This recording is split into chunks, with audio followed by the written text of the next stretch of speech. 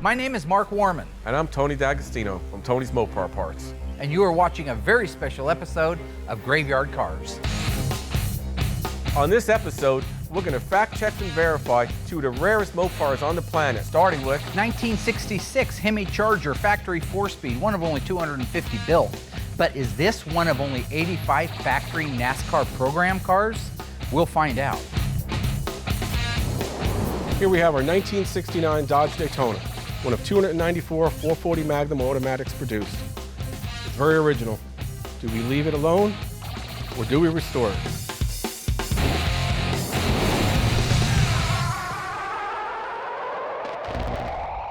My name is Mark Warman. I've been restoring Chrysler muscle cars to OE condition for the past 30 years professionally, but I've been in love with them my entire life.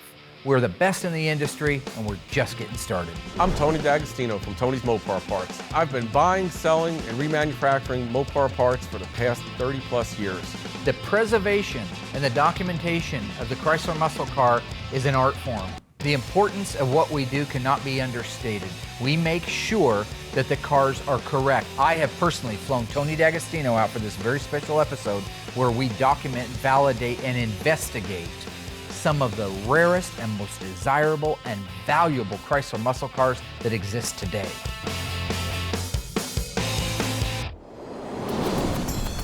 First car up is our 1966 Dodge Charger 426 Hemi 4-speed. We're going to try to find out if Dodge offered this car in the NASCAR package. It's undeniably a beautiful car. From the minute it showed up here, I thought, even though I'm not like this 66 Charger fan, that first generation isn't my cup of tea, where do you stand on them, truthfully? Like them, don't like them? They're okay. I'm not a love it, hate it. It's okay. It's a little of that Marlin-ish look, and it's exactly. Like, I think Dodge was just trying to find that spot, you know, with the fastback and everything, and obviously they perfected it in '68 because I don't think anybody's done better, but looking at the car and just basing it on a quick visual walk around, it's a clean car. Very. I've looked at it a couple of times just glancing, and I think that it's probably been repainted once, because I don't think, number one, it'd be even physically possible with a car being out in the elements to have that much No, I mean, look at the condition of the chrome, all the die casts. They were lacquer paint back in '66, so, or the early days of enamel. But this was garage capped. You could But see look at that. the stainless steel, look at the moldings. It's a very good, clean, original car. Before we start looking at any of these cars, the very first thing we always do is read the VIN. The vehicle identification number. On a Chrysler, it tells you everything. So we want to make sure that, number one, it's a real, live Hemi car. Right. Got to make sure it's Now, you're not as good at the numbers as I am, but you go ahead and read that. I'll give it a shot. But you can see better than me. Okay. XP29H6. That is a 426 Hemi. Yep, and H is the engine designation in 66. Which I've never understood is such a perfect designation. They had it right the first year. Yeah, the very first year of the 426 Hemi. The street Hemi. The street Hemi. First year of the street Hemi, they used an H to designate. Did they do the same thing in the 64 race Hemis? It wasn't in the VIN. Oh, the VIN only told you it was a V8. Oh, that's right, it was pre. The VIN only told you it was a V8 or 6-cylinder.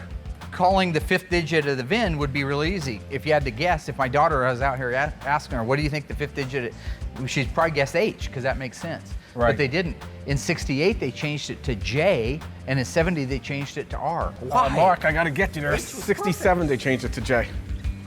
67? Yeah. Well, it doesn't matter. They changed it. That's the point. Well, okay, this is more of that negativity thing.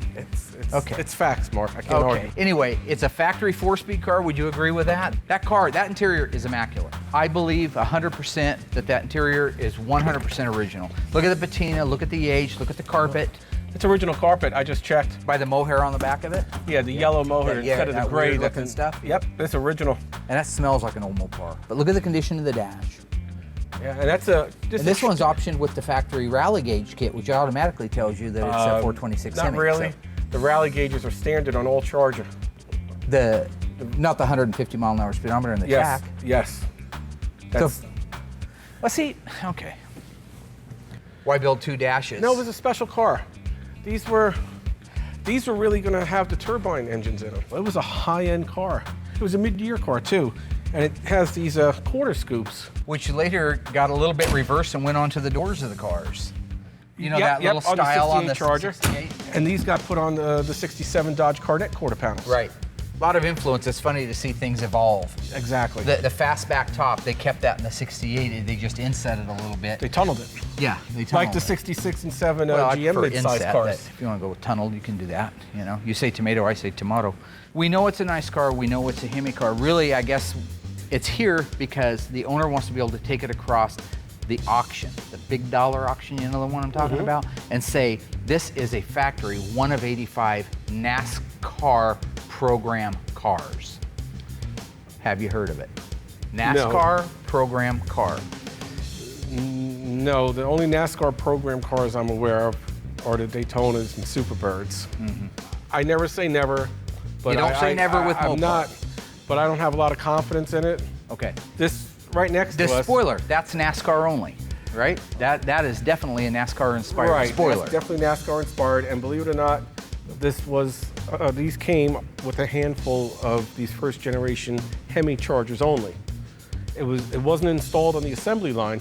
It was installed at the dealership. It came with the car, but not installed on the assembly line. But it came in the trunk of the car. Yes, like it the came with headers the on the car. D-Barracudas and stuff. Right, like the D-Dark Cudas, the headers were with the car. See, I didn't know that. Again, you're a little sharper on this older stuff. This could have been just you a could Hemi say it car like that would have that. had it. Well, I did say it like that. All Hemi cars would have came with this at least in the trunk, or even optional in 66 and more mandatory in 67. Not all of them. It was limited. There weren't a lot of Hemi Chargers made, to start with. Right. And I think it came later on in the initial 66 offerings of the Hemi cars. 250 in case you're wondering with a 4-speed. Right. That's the kind of stuff that probably... The other things that struck me as total plausible NASCAR. Number one, I've got a book, pages from a book, excerpt, where this car, or one just like it, was featured and is branded as being a factory NASCAR. Right. Now, I'll just say that. I'll say that. The wheels definitely look like that NASCAR style wheel back in the day. It's got the oval holes on it, right? It's the extra wide. That looks right. Look under the hood. Don't hold your judgment back, because I know you're just waiting to shoot holes in it. Have you ever seen that? Stay tuned, there's more of this awesome Hemi Charger coming up. We'll also introduce you to our Charger Daytona and a couple of super rare Mopars that we will be featuring in future seasons of Graveyard Cars. First eyewitness accounts of this grisly development came from people who were understandably frightened. They're coming to get you, Barbara. Tony and I are scrutinizing this 1966 Hemi Charger to determine if it is a real one of only 85 factory NASCAR program cars. Look under the hood. Don't hold your judgment back, because I know you're just waiting to shoot holes in it. Have you ever seen that? No, I haven't. Haven't seen it or heard of it. It is very, it draws the air from the cowl. Right. Which is a low pressure where the NASCAR cars do. Now, the way how the NASCAR cars actually had it, because of course NASCAR cars didn't need to have windshield wipers. Tony's like a guru on the NASCAR stuff. I gotta say, he's sharp. He lives back there, so he grew up around this stuff. They went, the air clean air assembly went straight back. It was a big opening right there. Okay, because Rectangular they didn't opening. have wipers on NASCARs and stuff like that, right? And they drew directly from the cowl. Where this is, I guess you could say, if you want to believe it, on a street version, it would make the most sense to grab it from here, so that way you still could have the wiper. Yeah, functionally speaking, the theory is there. It may not be as, it's all the way out here waiting to get in, whereas if it was right in the middle, it'd probably be cooler. But I thought that definitely was inspired by the NASCAR type of mentality. The fuel line, I noticed, dumps out of the fuel pump and into this right-hand apron. Take a look at that. That must have been somebody that must have been a pyromaniac. Because it doesn't make much sense. It's in your hit corner, right? Yeah, having a fuel line in the open wheelhouse area. We'll raise it up in a minute and take a look, but yeah, it definitely goes out there, and I don't know if that's to avoid vapor locking. It must be, right? Why else would you go outside the apron instead of the inside? Because the way Chrysler did it, they put it down on the bottom of the rail. It was perfectly fine. But these guys used a rubber hose, which is going to absorb the heat more so than the metal one, right? A lot safer, if they're worried about vapor from the heat from the exhaust, would have been to run it along the top and then have it come back down again. Here's one that I was going to ask you. Look real close at that breather cap. I saw that when I was over there. That's, it's not a production street Hemi valve cover breather, but that would have just been a chrome dome, right? Black in 66, chrome 67. I know that because I make the valve cover breathers new. That's typical of what was used on a lot of the race Hemis, which of course a race Hemi NASCAR version was in the NASCAR cars. I've seen that valve cover breather commonly used on those applications. So that's following suit. So it's an original NASCAR. With the theme. That's the bottom line. That right there is your smoking gun. Well, I think that'll probably fit on a 6-cylinder Valiant. Would that make that a NASCAR car? Well, no. See, this is where I recognize your sarcasm, okay? You're just saying because you can do that, you can put it on another car, all right? Correct. It's great. That's great, Johnny Cochran. You're the man, okay? But let me pose this one to you. Inspector Clouseau, whoever put it on there didn't just randomly get it at the local Pep Boys, right? He knew it belonged on there. Right. How many guys would have known what NASCAR would have put on their cars? Did Buddy Baker put that on there? It was very easy to see what was on the cars back then. Okay. They weren't looking for a 50-year-old vehicle to reference. They were looking at brand new vehicles to reference, even if it was a brand new NASCAR race car. With the Mr. Norms decal, didn't he keep track of those? So maybe there's paperwork to support something here too. If it was possible, sure. All right, can we raise it up on the rack? I'd like to take a look real quick, make sure the torque boxes are in place, and just see if there's anything else that supports my idea that this is a one of 85 NASCAR program cars. Okay, let's check.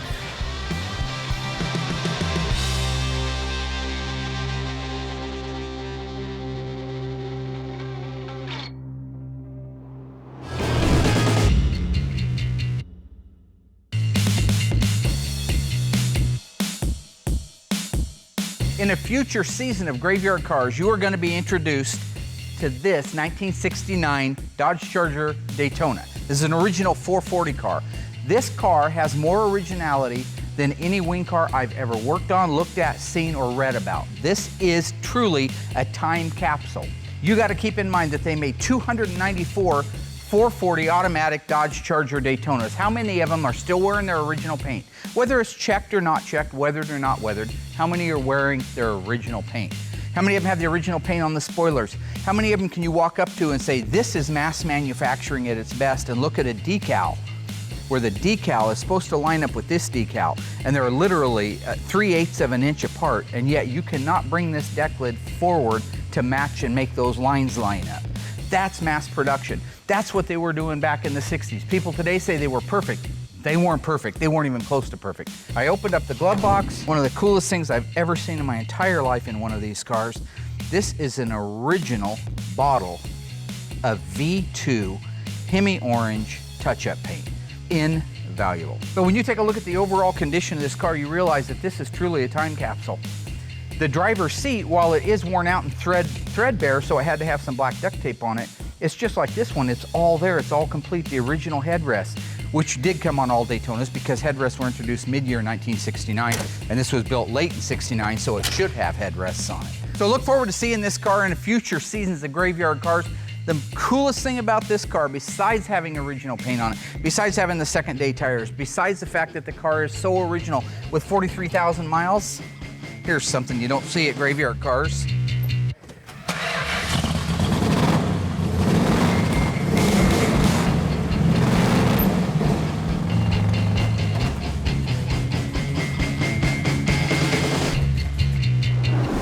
Originally, Mopars had the interior door lock knob located at the rearmost edge of the inside of the door. What year did the manufacturer change this location due to an increase in theft? Was it 1967, 1968, 1969? The answer coming up after the break. Because of the obvious threat to untold numbers of citizens, this station will remain on the air day and night. So what year did Mopar change the location of the interior door lock knob due to the theft problem? The answer? 1969. Due to the original location of the lock knob, it was easy to be able to go in with a coat hanger and pull that knob up since it was located right where the quarter glass met the door glass. Another reason for the change, it was impossible to reach around comfortably and unlock the doorknob from the driver's or passenger seat because it was so far back. This incredible story becomes more ghastly with each report. All right, can we raise it up on the rack? I'd like to take a look real quick, make sure the torque boxes are in place, and just see if there's anything else that supports my idea that this is a one of 85 NASCAR program cars. Okay, let's check.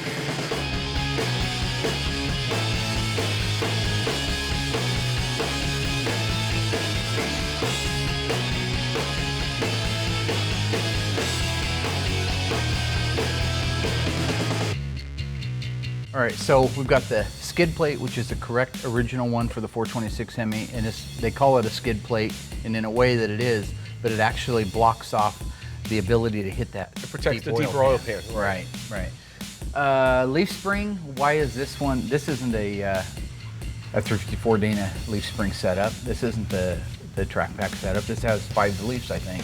1, 2, 3, 4. This is 6, and this is supposed to be 7 that has 2 halves. And I believe we have 1, 2, 3, 4, 5, 6. So this is missing a half, or I'm really thinking that these leaf springs may have been replaced, but they put the bottom leaf with the number on it.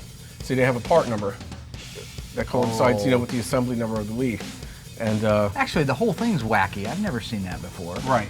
They don't use bolts to hold those together like that. They just use those clamps. And those probably are an aftermarket, like a super stock type leaf, but they put that on there for the correctness of it. I make the lower leaf springs for the D bodies and the E bodies with the heavy duty springs. With the stamp in it, but not the rest of the number. leaves, No, just the lower leaf, so that way you could buy a new Smart. aftermarket leaf. And I'm also doing them for the AAR and TA Challengers with that number. But I don't see anything that jumps out at me that looks like, with all those provisions under Nothing the hood, underneath. right? It was just- Everything under here is more Mickey Mousey.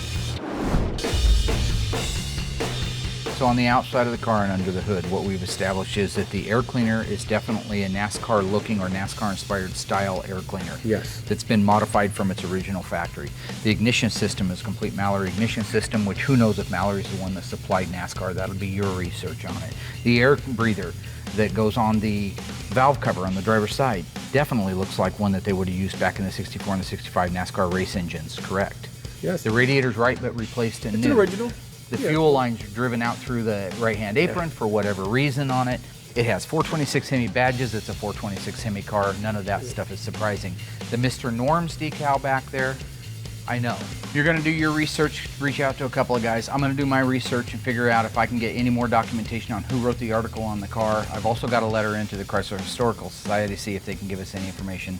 We'll meet back on this one. And I know you're also buddies with Ray Evernham, NASCAR crew chief. Oh, Ray Evernham. He's also he's a a big buddy. Dodge fan too. Yeah. Why don't you check with him? It's a good call. You just wanted to say Ray Evernham on TV, like get connected or something. It's okay.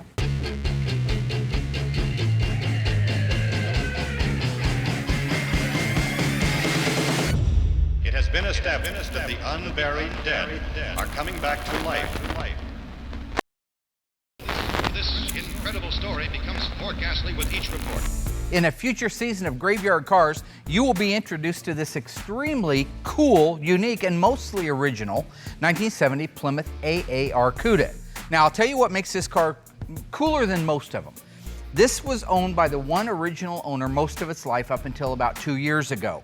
The car actually started life Ivy Green, EF8 Ivy Green, which is the same color Kimberly Cook's little 70 Barracuda convertible was. Now, he didn't like that color because it was a 70, so he wanted to paint it the EW1 Alpine White, which is what you see on here today. And the way he did it was, like we would have in the old days, he masked off the stripes, painted it white, and then pulled the masking tape off. Keep in mind, in 1970, the Aar Cuda, they made 2,724 of these cars. Of those, only 1,604 had the automatic transmission. Looking under the hood is the original numbers matching 340 6-barrel powertrain. I mean, you right down to the original radiator, original air cleaner lid. The chrome valve covers are not supposed to be on there. Somebody's added those, but the rest of it, the Hemi orange, it's on the engine. That's original. Original alternator. I will bet you money that's the date-coded alternator. The original pulleys, original horns, battery tray, power brake booster, master cylinder, 3-speed wipers, which is mandatory on all cold air induction cars on Chrysler, with or without the rally dash. What isn't right underneath the hood is, you notice it's all blacked out. I think that the reason you see that it's black underneath the hood is for the fact that it would have been too difficult to have painted it white like the outside of the car. And remember, all engine compartments on Mopars in these years were painted body color. So they just opted to go with the black, the matte black, to go with the tops of the fenders, the core support, and the hood. That's my guess. But what happened, what tragedy happened, that I am going to be able to correct is that the original fender tag is missing. When they took it off to paint the engine compartment, which is so common with these Mopars because it was just number two Phillips screws, they lost that fender tag. I am going to be able to document the car, make sure of every option that's on it, every one that's not, and that's what's great about an original car like this. And then I'll have Dave Weiss assist me in getting a new fender tag made for it. Some of the things that made the AAR really cool, this is a fiberglass hood. This is cold air, comes in through this opening in the hood, and that goes down through the plenum here, offering the 3 two-barrel carburetors that are still intact to have cool air from the outside in. The AAR strobe stripes, they start out wide, they start getting tighter and tighter and tighter and tighter until you finally get down to the Bushindo, which is the Cuda and the famous AAR USA flag. Bottom line is you're not gonna wanna miss any of the future episodes, any of the future seasons of Graveyard Cars. This is what our whole lot is full of. The rarest, most unique, best stories, best muscle cars the era had to offer. Graveyard Cars every single day puts history into reverse. This station will remain on the air day and night. They're coming to get you, Barbara. And now we're going to check out our Dodge Daytona, one of 294 440 Magnum automatics. What we want to know is, should the car be restored or left alone? Okay, 69 Charger Daytona. This is your cup of tea. You own one of these. Yes, sir. Incidentally, Tony's Daytona won OE Gold 3 years ago. Yes, it did. It also won Concours d'Elegance. So the question on this one, Tony, is, we know it's rare, we know it's super valuable. Let me give you a quick background. This guy bought the car brand new in 1969. Original owner? Original owner car, has had it its entire life. Dated his wife in this car because he bought it when he was in high school. They've been married 46 years, I think she said. This was a gift to him to have it sent out and have it restored. Oh, wow. Oh, that's cool. But I know that you're a negative person, and I know that by nature you like to find things wrong with everything when people are trying to have joy. And so I just want to make sure that I have think I'm realistic, not negative. Wow. The question is, it's not a perfect mint condition Survivor #1 car, but how many are out there? How many, especially wing cars, are? Yeah. So now, I think that it should be restored to OEM, correct, original, right down to every nut bolt, just like we do. What I want is your opinion on whether you think it should be done that way, and then we'll make the final decision before I call the customer. If it's a good enough Survivor, I'll pitch a fit and fight you to leave it alone. You know why? As good as your restorations are, they're only original ones. I know. So here's where you know your stuff really, really well. This is a little bit different than the Superbird, correct? This is different than almost every other car. Okay. When this car left the assembly line, it was a 440. We learned that in previous episodes. It was a RT 440 car, whether it was 4-speed or automatic. It was an XX29 car. So let's talk about this car leaving the assembly line. It was destined to be a Hemi Orange 69 Daytona Charger. That's what it was designed as. That's what its final was going to end up. How it left the assembly line was a complete 69 Charger RT. Okay. Without a bumper and grill. Okay. So it was painted, it went through it got baked through the paint booth and everything. It was all. So this is what I want to know then. When it went over to Creative Industries and it had the 70 Charger fenders put on it. Modified 70 Charger. Modified 70 Charger fenders and the 70 Charger hood. Right. And the fast top filled in back here with the plug. Yeah. And the shortened up deck lid. Mm-hmm. How much of the original factory paint should be left on this car? Okay. The most that could be left, because think about it. The fenders, hood, and nose are painted. You did the whole thing. There's nowhere to stop on the roof once you do this, so you're painting the whole roof. They're painting the roof, they're painting the whole You trunk, have to do the deck lid. the whole it's got Dutchman shortened area. up.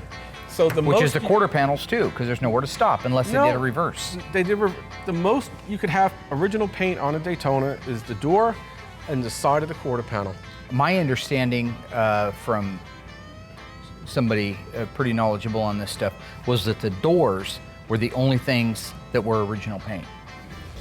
Is that possible? Oh yeah, but they've also, it was all over the board. There were 503 cars. It depends how the color came out, how it matched. Maybe it was quicker to set up the door and just gun it.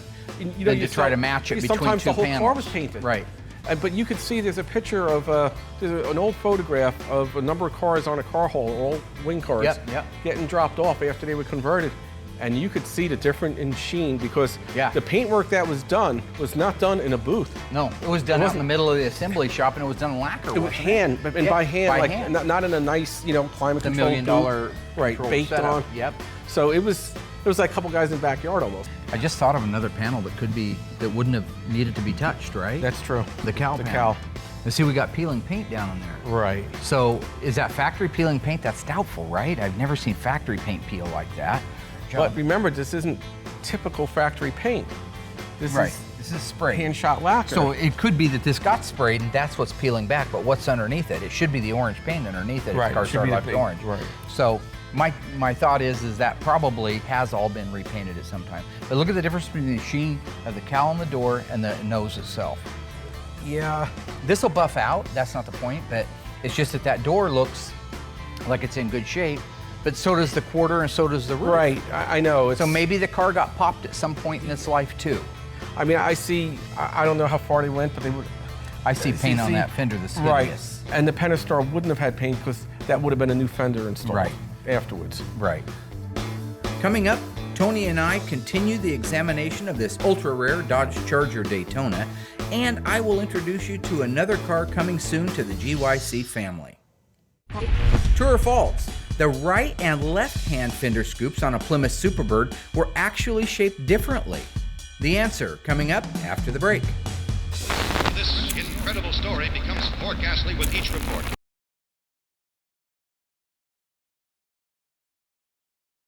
So, were the fender scoops on the 1970 Plymouth Superbird shaped differently from side to side? The answer is true. Unlike the Dodge Daytona, where they were the same because the tops of the fenders were relatively flat, the Superbird used a Dodge Coronet fender. This Dodge Coronet fender was shaped differently on the top surface, which required a different rake from the left side to the right side on the fender scoops. This incredible story becomes more ghastly with each report. In 1969, Dodge built 18,344 Dodge Charger RTs optioned with the 440 Magnum. Of that number, only 3,605 had the factory 4-speed in it. Of that demographic, only a handful were built with the special edition trim package. In future episodes of Graveyard Cars, you will be introduced to this very rare, very unique, one-owner Dodge Charger. Let me tell you what's cool about this car. The guy bought it brand new. It's still wearing its original T7 dark bronze poly paint. The engine is the original, numbers matching 375 horsepower, 440 Magnum. When you look under the hood, not only do you see the numbers matching original 440 Magnum, you see everything of the era that is correct. Yes, the upper radiator hose and the heater hoses have been replaced, but it has the original carburetor with the original tag on it, which is unique for a 440 and a 4-speed. An automatic would have had a different part number on it. Somebody's changed the valve covers out. AMD makes brand new ones. That will be part of the restoration. Look around the rest of the engine compartment. The original windshield washer reservoir, the original paint underneath the hood, the original bracket that held the heater hoses, the vacuum lines that are still wire tied together just like they did at the factory. This is a vast wealth of information and history that will be documented in future episodes and seasons of Graveyard Cars. Look at the fender tag. This thing reads like War and Peace. There's a lot of options on that thing. When you look at the fender tag, you're going to see all kinds of options, from the AM radio, which, believe it or not, was actually an option, to the black vinyl top, to the black Bumblebee stripe. This car is optioned with the A47 right there, SE package. That comes with a ton of options, including leather interior. The bottom line is you're not going to want to miss a minute of the next 10 years of Graveyard Cars, the next 20 seasons of Graveyard Cars, because this is just the tip of the iceberg of what we're building. We've got years of cars to restore. This is one of them. If you love Dodge, if you love real muscle, you're not going to want to miss a minute of Graveyard Cars.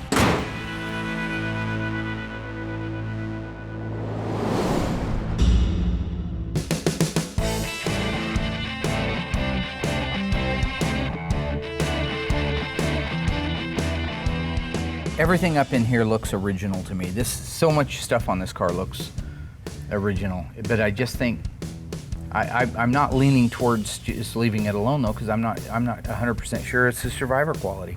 I know we gotta look at it a little bit more. See, one of the things I was talking about, and it's hard to say if it was done from another paint job past the original 2 paint jobs, but this is very typical to have Paint on these, right? On the rubber hood bumper. But like you say, if we knew it was original paint, then that would be normal to see that on there. Right here. Yep. I mean, look, even the worst of paint jobs, I think they would have masked this off better. Yeah. But I truly feel that this is original. That paint up on top of those is original. Why, if it was a brand new car, why wouldn't they wait to put those on there? Because they were already put on the assembly line? It was built. The car was Except for a grill and the bumper, it was done. It was a 100% done car. You know, there's a lot of originality about this car, OE original stuff. Oh, I agree. You know, a ton of stuff on it. I still am not convinced with the condition to go that far, but a couple things to make note of. This is an original battery cable. Okay. Typical of the assembly line. This is your thing, because I can't ever tell the difference between the reproductions. Oh, it's very common that the colors of the sheathing on the cables on the positive will be different. There'll be a different shade From of red. the factory, right? An OE piece. And the one telltale way how to confirm there are some high quality reproduction cables out there today. Yeah. But the real ones have a little spine on them. Oh, a spine on that secondary wire? No, both of them. You got to look for them and you got to clean the wires up. But that's how to tell with a little spine. I feel it. A seam. Okay. How about that? Wait. I did not know that. Another thing that's 69 440 high performance, which is different than 68 or 70, the dipstick handle is black. Oh, I thought somebody did that. It's supposed to be orange, I thought. In 70. In 70. Yeah. It's black in 69. 69 is black. Didn't know And in that. 69, the dipstick tube was next between the exhaust manifold and the valve cover, where on 70 it was on the outside. Sweeps out, right. But we could tell this is a 70 exhaust manifold. Must have been the heat replaced. riser tube, yeah. Right, it has the bosses on it for the heat riser. So that's been replaced. Right. And they added electronic ignition. They added some creature features to it. There's your NASCAR air breather. That's smaller diameter. I know. It's similar. Just kidding. If you look at the broadcast sheet, I guarantee those are on the broadcast sheet. You guarantee it? I Or guarantee you're just it. guessing? No, I guarantee it. I don't Guarantee have to it. guess. Oh yeah, look how long they've been on there. Yeah. Look at the condition of the dash pad. When was the last time you saw a dash pad like that? Right. Look at the instrumentation on it. I mean, yeah, it's not perfect, but it wasn't perfect in the factory. Yeah, and those lower pads always get to be all You know, I screwy. have a saying I like to use. They're only original once. So while you want to go bat dung and just berserk and start painting the Is car, that a saying you use? it's a saying I've heard somewhere before. Okay. Question is, with all the things that we've seen, do I do my magic on the car, buff it, snuff it, touch it up, replace, touch, dab, and try to preserve as much of the original integrity, or is it dilapidated enough and not worth enough in its original state that we do a full-blown restoration? So you go do your homework, I'll go do mine, and we'll reconvene. Sounds good. Now that we've done a visual inspection of both vehicles, we're going to take a break, go do our own research individually, and we will be back with a final conclusion on both cars. First eyewitness accounts of this grisly development came from people who were understandably frightened. Unburied dead are coming back to life. On our 1969 Dodge Charger Daytona, the question was, does the car get restored completely back to the way it was the day it left the assembly line because of its condition now? The second assembly line. Or, see, that's why you don't try to bogart the mic. Or does it get a little fluff, a little buff, some touch up, fix some things that are worn out, fix some things that are incorrect on the car, and maybe live with it as a survivor? Right. Now, this is a 1969 Charger Daytona 440 automatic. What two engine options did they have in the Daytona? Well, it was only one option. The standard engine was the 440 Magnum, 375 horse, and the only optional engine was the 426 Hemi, Which they made 425. 70 of. 70 Hemis, yeah. Yeah. How many 4-speeds? They made 22 4-speeds out of the 70. Let's say that if we decide that car is a survivor car, and we're going to touch up the nose cone on it, and we'll go through all those details, but that we could leave the car pretty darned original as it is now with some corrections, but mostly original. Would you expect to see the right buyer pay even more than the restored model Yes, for it'd it? have to be the right buyer. It's almost like an acquired taste, but those people appreciate the Survivor and we pay a premium for that. There's the hook right there. You're going to spend a ton of money restoring the car, and it may not be worth as much if you just did some minor details and repairs, if it's a candidate for that, with the right owner. So Tony and I actually started out on opposite sides of the net in this particular case. I'm a restorer. And I want to leave stuff all original. A Survivor is a car, it doesn't just mean that it's survived the past 45 years and hasn't hit the junkyard. It means that it's a car that's in very good condition. It does not need a restoration.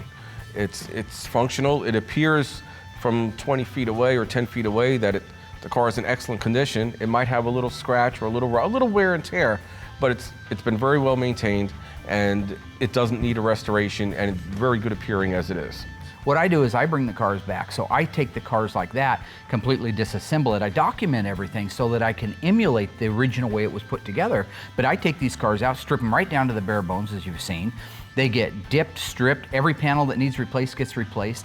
Then the body and paint is done. After that, the engine, the transmission, the drivetrain, the K-member suspension, cooling, everything on that car is completely restored back to what it should have looked like on the day it went down the assembly line. We're on total different sides of the net, and again, we flip-flopped a little bit. Yeah, initially I was thinking this might be able to be fluffed and buffed and come back to be a pretty presentable Survivor. And I know initially you went into it, yep, ring up the register, we got another restoration here, guys. It's not all about cash, but... And, well, you wanted to do your magic. I want to do my magic, yeah. And once we started looking at it more, while it is a very original car and it hasn't been modified, much to speak of, I just don't feel the quality level of what's there is good enough to be coined as a Survivor. I don't feel the paint quality is good enough. The carpet's been changed. Not that that's the end of the world. The steering wheel's cracked. The driver's seat is worn out. But I still just don't think that its quality level is good enough to be left alone. I think you should do your restoration to it. At the end of it all, I could probably spend $5,000, my own time, my own person, Mark Warman, do the things that I think I need to do, and I think I could find a wallet that wants to open for that car as a Survivor. That's my opinion of it. The nice thing is you could try it and see how it looks. Right. And then if it doesn't work out, just do the whole thing. You already needed the seat, taking a little bit you of a already gamble. needed the carpet, you already needed the steering wheel. Right. I think you could restore that car and keep a lot of the original components. In the overall picture, in the overall scope of the Daytona, the truth of the matter is the owners of the car want it restored. Okay. I've actually had this conversation with the lady. The lady did it for her husband as a gift. They bought this car, and the husband bought the car in 1969 when he was still in high school. That's so cool. That's amazing. Here's the difference, I think. And I didn't give you this, right? Okay, no. But you know where I'm going. He saw it brand new. He's seen it brand new. He's owned the car and seen it like this for 40 years. Right. He's ready to see a different picture, a different snapshot. So this one you're going to do. This car is getting done. We're going to restore the car, have it back to him in 24 months, and going to be a really happy family. I think that's the right thing.